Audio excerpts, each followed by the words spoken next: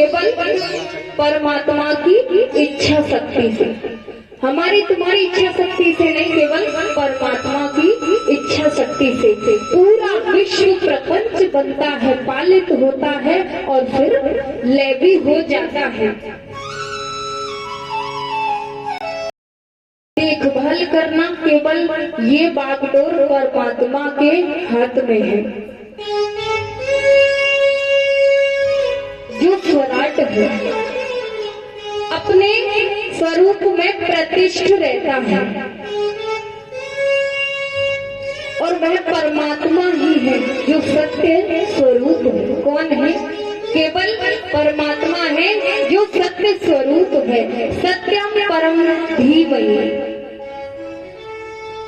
भागवत में सत्य की ही वंदना की गई है। भागवत जी में सत्य की ही वंदना की गई। तो केवल परमात्मा की इच्छा से ही ये संसार चलता है। हमारी और आपकी इच्छा से नहीं होता कुछ भी। केवल सत्य ही परमात्मा है जो पहले भी सत्य थे, मध्य में भी सत्य है और अंत में भी सत्य ही बचता है।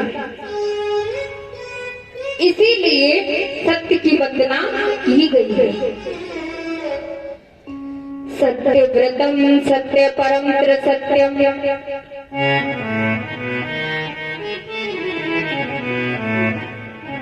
सतस्य योनिं निहितं च सत्यम् सतस्य सत्यमृतं सत्यनेत्रम् सत्यात्मकं त्वमां शरणं प्रपत्र। इसी प्रकार भागवत की पूर्णता भी, जो भागवत जी की पूर्णता है, उसी की वंदना की गई है। सत्य के बारे में बताया गया है। केवल सत्य तो ईश्वर है और जो ईश्वर के अलावा जो कुछ दिखाई दे वो सब मिथ्या है। जो दृश्यवान है वो सब कुछ नाशवान है। यद दृष्टम तद नष्टम। जो हमें दिखाई दे रहा है, हमारे इन नेत्रों से जो कुछ भी दिखाई दे रहा है वो सब कुछ नष्ट होना है। जो दृश्यमान है, जो दृश्यमान हमें दिख रहा है वो नाशवान है। अब भगवान के अलावा कुछ भी सत्य नहीं हो सकता। जिस धर्म में अब बात आती है, अब भगवान सत्य होते हैं लेकिन हम भगवान की पूजा करते हैं बिना कपट के, बिना कामना के कोई पूजा नहीं करते। जिस धर्म में कोई कपट ना हो और कोई कामना ना हो, भगवान उसी को प्राप्त होते हैं। जब हम मंदिर में पूजा करने जाते हैं तो कामना लेकर जाते हैं। बिना कपट के और बिना कामना के कोई भी पूजा नहीं करता। कोई भी परेशानी होती है, भगवान के आगे जाकर सामने खड़े हो जाते हैं, हाथ जोड़कर भगवान से अनेक परेशानियों के बारे में शिकायत करते हैं। तो ये क्या हो गई? कामना। तो भगवान कहते हैं मेरे लिए तो कोई मंदिर आता ही नहीं है। सब अपनी इच्छाओं को लेकर, अपनी कामनाओं को लेकर आते हैं। मेरे लिए तो कोई भी मंदिर नहीं आता।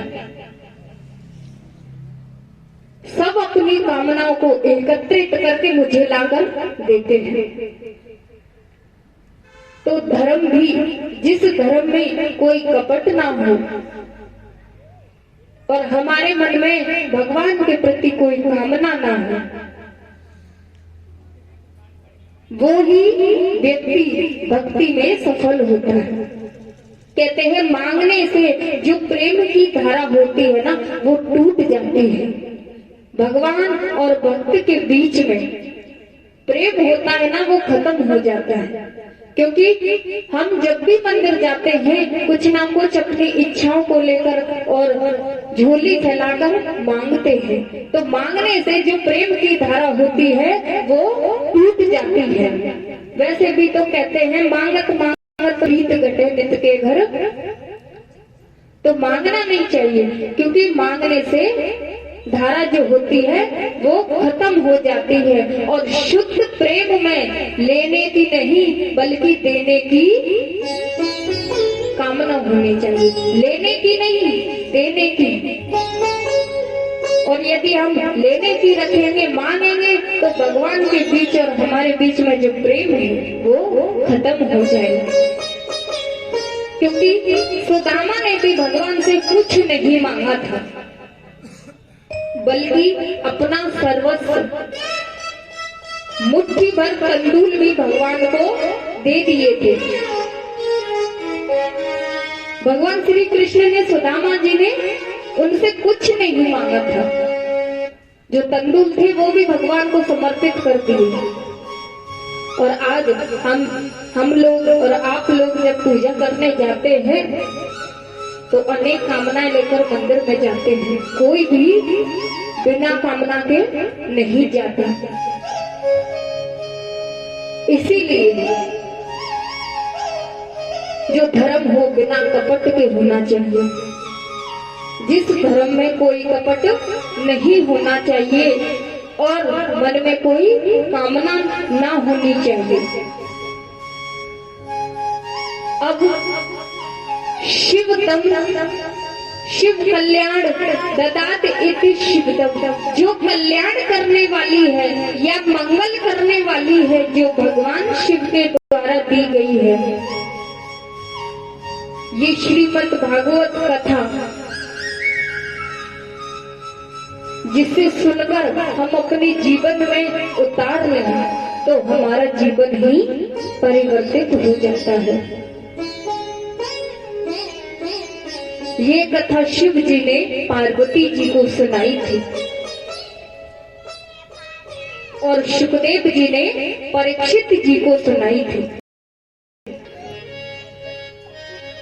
अब जब शनकादिक ऋषि थे तो सूत जी, कल हमने बताया था, सूत जी नैमिषारण्य क्षेत्र में आए थे, तो उनका मिलन हुआ। तो ऋषियों ने सूत जी से कहा, हम आपसे कुछ प्रश्न पूछना चाहते हैं, क्योंकि आप तो इतिहास के जानकार हैं, इतिहास के बारे में जानकारी रखते हैं। सूत जी बड़े प्रसन्न हुए। सूत जी ने कहा, पूछिए। तो सनकादिक ऋषियों ने कहा, हमारा पहला प्रश्न है, आप हमें ये बताइए मानव के लिए परम धर्म कौन सा है और क्या है? मानव के लिए परम धर्म। और दूसरा प्रश्न हमारा ये है, श्रेष्ठ देवता कौन है? और तीसरा प्रश्न ये है, ईश्वर अजन्मे है तो जन्म कैसे लेते हैं? चौथा प्रश्न यह है, ईश्वर के कितने अवतार हैं? पांचवा प्रश्न यह है, शास्त्रों का सार क्या है? और छठवां प्रश्न है, जब भगवान पृथ्वी से अपनी लीलाओं को संपन्न करने के बाद में चले गए थे तो धर्म किसकी शरण में गया? ये 6 प्रश्न सनकादिक ऋषियों ने सूत जी से पूछे। सूत जी बड़े प्रसन्न हो गए। सूत जी ने कहा, हम आपके इन प्रश्नों का जवाब जरूर देंगे। ये तो बहुत अच्छे प्रश्न हैं, मुझे बहुत खुशी हुई आपके इन प्रश्नों को सुनकर। तो सूत जी कहने लगे, हे ऋषि, आपने पूछा कि धर्म क्या है, तो सुनिए। सनकादिक ऋषियों से कहने लगे, मनुष्य के लिए सर्वश्रेष्ठ धर्म वही है जिससे, जब भक्त होते हैं ना, जिसमें कोई कामना नहीं होती, तो भगवान में भक्ति भाव रखते हैं। और भक्ति भी ऐसी जिसमें कोई कामना ना हो। भक्ति भी कैसी? जिसमें कोई कामना ना हो, क्योंकि प्रत्येक जीव परमात्मा का ही अंश है। प्रत्येक जीव में परमात्मा का अंश है। ईश्वर अंश जीव अविनाशी, चेतन अमल सहज सुख राशि, परमो सेवा ही परमो धर्म। तो भक्ति भी ऐसी करो जिसमें कोई कामना ना हो, सेवा ही परम धर्म है। अब एक बार क्या होता है, जब सुखदेव जी थे तो सूत जी ने कहा आगे के प्रश्नों का उत्तर पहले मैं सुखदेव जी का वंदन करूंगा, उसके बाद मैं तुम्हारे प्रश्नों का उत्तर दूंगा। अब ये सुखदेव जी कौन है, किसके पुत्र है, कहां से आए, किसी को नहीं पता। एक बार गोलोक धाम में राधा रानी जी की गोद में सुखदेव जी क्रीड़ा